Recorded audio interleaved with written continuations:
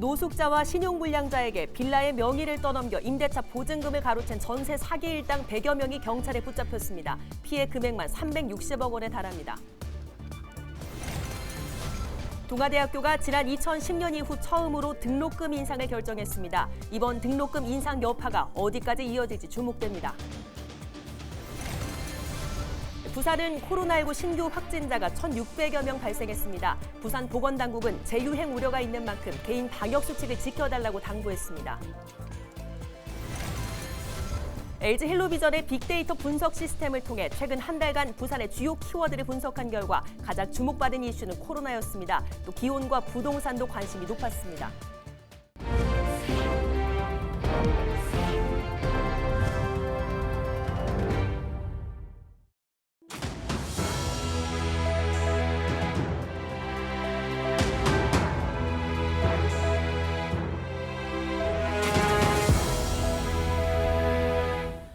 시청자 여러분 안녕하십니까? 헬로티비 부산 뉴스입니다.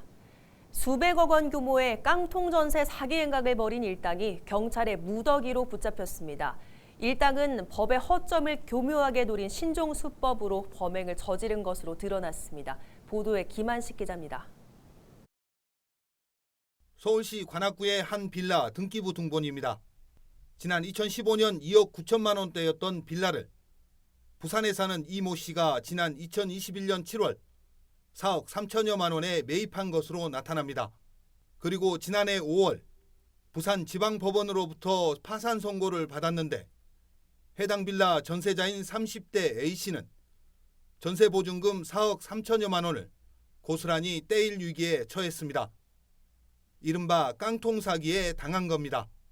제가 전세 들어오고 그 다음날 바로 집을 매매를 했더라고요. 그래서 알아봤는데 새 집주인은 신용불량자라고 그러고 또 얼마 전에 사망하셨다고. 서민들을 상대로 신종 깡통 사기를 벌여온 일당 113명이 경찰에 붙잡혔습니다. 일당은 매매가 잘 되지 않는 빌라 주인에게 집을 팔아주겠다며 접근한 뒤 전세 입주자를 모집했습니다.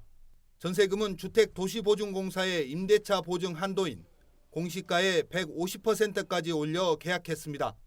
그리고 전세금이 입금되면 미리 확보해둔 명의자, 이른바 바지 매수자에게 명의를 떠넘겼습니다.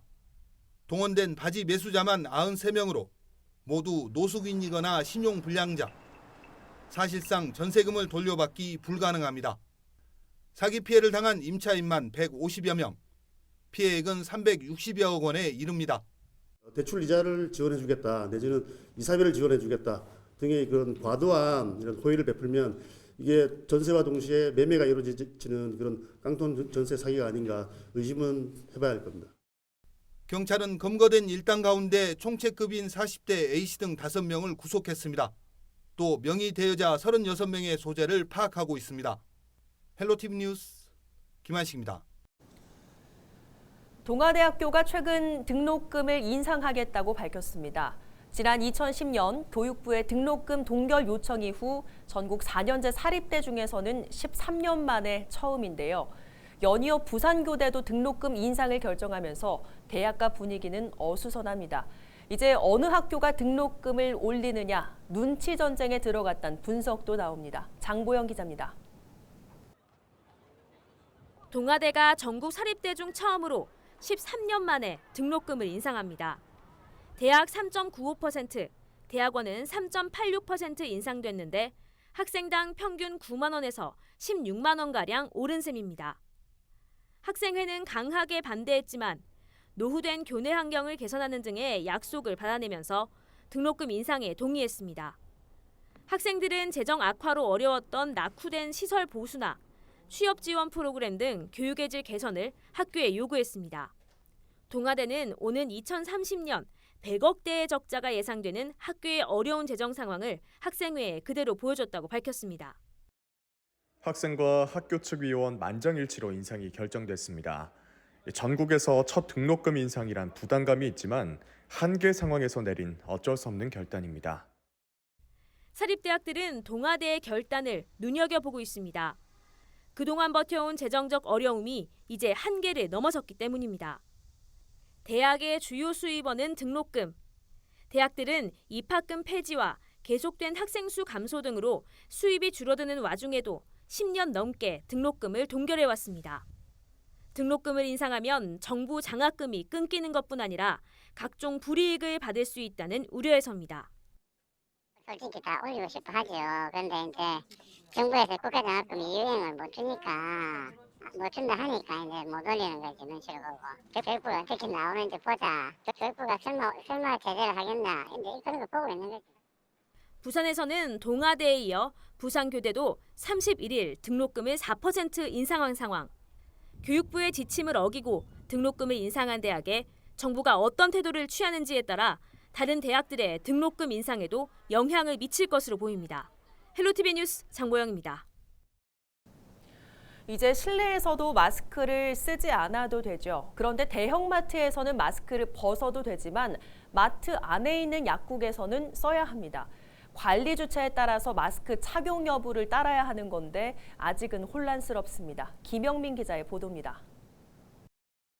경남 창원의 한 대형마트. 마스크를 벗은 채 장을 보는 사람들이 곳곳에 보입니다. 하지만 마트 안에 있는 약국의 모습은 사뭇 다릅니다. 약사와 손님 모두 마스크를 쓰고 있습니다. 정부가 대형마트는 다중이용시설로 분류해 마스크 착용을 권고하고 있지만 약국은 마스크 착용이 의무이기 때문입니다. 대형마트 안에서는 이렇게 마스크를 벗고 다녀도 괜찮지만 마트 안에 있는 약국을 이용할 때는 반드시 마스크를 써야 합니다. 대중교통도 상황은 마찬가지. 버스 정류장 곳곳에 마스크를 쓰지 않은 사람이 보입니다. 하지만 버스에 탈 때는 모두 마스크를 해야 합니다. 대중교통을 기다리는 역에서는 마스크 착용이 의무가 아니지만 대중교통을 이용할 때는 마스크를 반드시 써야 합니다. 이외에도 학교와 학원 통학 차량에서는 마스크를 착용해야 하지만 교실에서는 마스크를 벗을 수 있습니다. 병원도 기본적으로 마스크 착용이 필수지만 1인실 등 독립적인 공간에서는 의무가 아닙니다.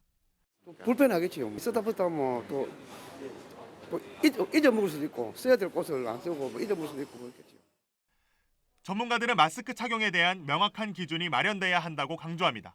배경 설명과 함께 이렇게 바뀌었습니다가 되어야 되는데 그런 설명도 없다 보니까 참 국민들은 불안할 수밖에 없고 신뢰가 더 안 되는 거고요. 그러다 보면 다음에 추가적으로 방역 정책이 나온다 하더라도 이제 국민들 아마 방역 당국이 하는 이야기들을 아마 믿지 못하지 않을까. 3년 만에 해제된 실내 마스크 착용 의무화. 하지만 어디서 마스크를 쓰고 벗어야 하는지 헷갈리는 기준에 곳곳에서는 혼란스럽다는 반응이 나오고 있습니다. 헬로티비 뉴스 김영민입니다. 31일 0시 기준 부산의 신규 코로나 확진자는 1,611명이 발생했습니다.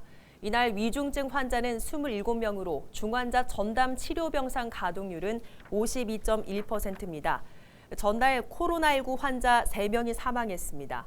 한편 지난주 부산 확진자는 1,544명으로 직전주 확진자와 비교하면 16.8% 감소했습니다. 감염 재생산 지수는 지난주 평균 0.93으로 직전주 0.78보다 상승했습니다.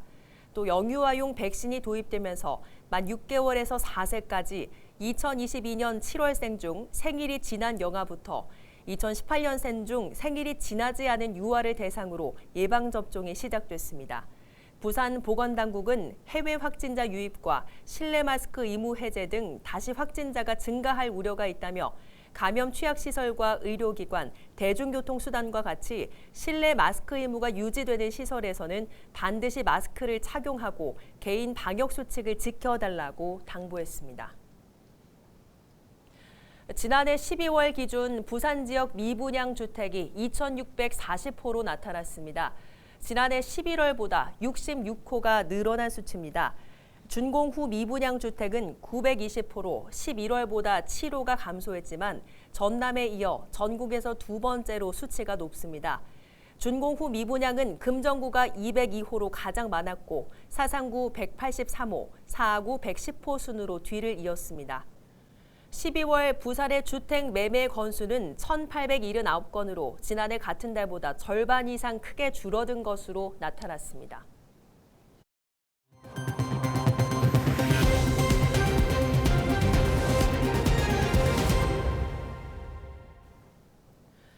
LG 헬로비전이 자체 개발한 빅데이터 분석 시스템을 통해 이달의 우리 지역 주요 이슈를 살펴보는 시간입니다. 최근 한 달 동안 주목받은 부산의 주요 키워드는 무엇인지 안수민 기자가 정리했습니다. 가장 주목받은 키워드는 코로나입니다. 코로나19 방역 지침이 완화하면서 새해 시작부터 생활 곳곳의 풍경이 달라졌습니다. 거리두기 해제 이후 맞는 첫 설명절에는 여행 수요가 급증하면서 김해공항 국내외 항공편이 20편 증편됐고 공항이 시민들로 북적였습니다. 30일부터는 2년 3개월 만에 실내 마스크 착용 의무도 해제됐습니다. 대형마트와 백화점, 쇼핑몰 등 다중이용시설과 학교, 유치원, 어린이집, 학원 등에서 마스크를 벗을 수 있게 된 겁니다. 여전히 조심스러운 분위기지만 코로나 이전의 일상을 회복하는 모습입니다. 두 번째 키워드는 기온입니다. 1월 넷째 주 북극 한파가 부산을 꽁꽁 얼렸습니다. 25일에는 최저 기온이 영하 12도, 체감온도가 영하 20도까지 떨어졌는데 2000년대 들어 세 번째로 추운 날씨를 기록했습니다. 한 달 새 극과 극을 보인 기온차도 주목을 받았습니다. 1월 둘째 주에는 봄 같은 날씨가 이어지다 돌연 냉동고 한파가 시작된 건데 불과 2주 사이에 최고와 최저 기온의 차이가 30도까지 벌어졌습니다. 전문가들은 지구온난화가 겨울철 기온 변동성을 초래했다고 분석합니다. 세 번째 키워드는 아파트입니다. 고금리 속에 이어지고 있는 부동산 한파. 부산도 지난해부터 집값 하락세가 이어지고 있고 일부 아파트는 1년 전보다 40% 이상 값이 떨어지기도 했습니다. 정부가 부동산 규제를 완화하고 있지만 금리 고공행진이 이어지면 올해도 집값이 빠질 것이라고 전문가들은 예측하고 있습니다.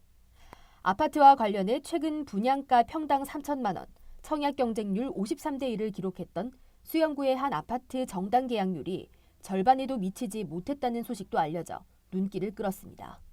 헬로티비 뉴스 안수민입니다. 음식을 맛있게 먹으려면 무엇보다 치아가 튼튼해야겠죠. 하지만 치아 관리를 잘못하면 음식을 잘 못 먹는 건 둘째치고 건강을 크게 해칠 수 있는데요. 이 치아 관리 어떻게 해야 할까요? 이지훈 기자가 전해드립니다. 손가락 한 마디보다 작은 치아. 이 치아 한 개가 사라질 때마다 사망률은 2%, 심근경색 위험은 1%, 신부전증과 뇌졸중 위험은 1.5%씩 증가한다는 연구 결과가 있습니다. 이가 없어지게 되면은 영양 상태가 안 좋아지겠죠. 그렇게 되면은 역시 뭐 여러 가지 우리 몸 전체가 약해질 것이고 뇌에도 영향을 그렇죠. 준다. 뇌에 영향을 주는 거죠. 음식을 잘 씹으려면 치아 최소 20개 이상이 필요한데 우리나라 65세 이상 인구 중에 치아를 20개 이상 갖고 있는 사람은 절반밖에 되지 않는다는 조사가 있습니다. 만약에 하나가 빠지게 되면 그만큼 다른 치아들이 힘을 많이 받고 그렇겠네요. 힘을 많이 받으면은 빨리 망가지게 되는 거죠. 전문가는 올바른 양치질을 치아 관리의 첫 번째로 꼽습니다. 특히 칫솔과 치실을 병행해야 한다고 강조합니다. 아무래도 이썰질만 가지고는 불가능합니다. 그래서 예를 들자면 치아와 치아 사이에 치간 칫솔을 쓰거나 아니면은 치아와 치아에 아주 붙어 있는 점에 낀 음식물 이거는 칫솔질 가지고 해결이 안 됩니다. 그래서 특집 헬로 이슈토크 100세 시대를 준비하라는 권순용 치의학 박사를 초대해 올바른 치아 관리법을 알아봅니다. 헬로티비 뉴스 이지훈입니다. 박형준 부산시장은 주한 핀란드 대사관에서 티모 하라카 핀란드 교통통신부 장관 등 핀란드 고위급 인사를 만나 부산시와 핀란드의 교류 협력 방안을 논의하고 2030 부산 세계박람회 유치 교섭 홍보 활동을 벌였습니다. 티모 하라카 교통통신부 장관은 최근 스위스에서 열린 다보스 포럼에서 암호화폐 기술적 확대를 위한 제도 기반이 되는 웹 3.0 법안을 제안하는 등 국제사회에서 활발한 활동을 하고 있으며 유럽사회에서 영향력 있는 인물로 평가되고 있습니다. 이날 면담에서는 2030 세계박람회 부산 유치 지지와 함께 인공지능, 양자 컴퓨팅 등 디지털 경제 분야 협력 강화와 직항 노선 재개 등 부산, 핀란드, 헬싱키 간 협력 강화 방안 등이 중점적으로 논의됐습니다. 이상으로 뉴스를 마칩니다. 고맙습니다.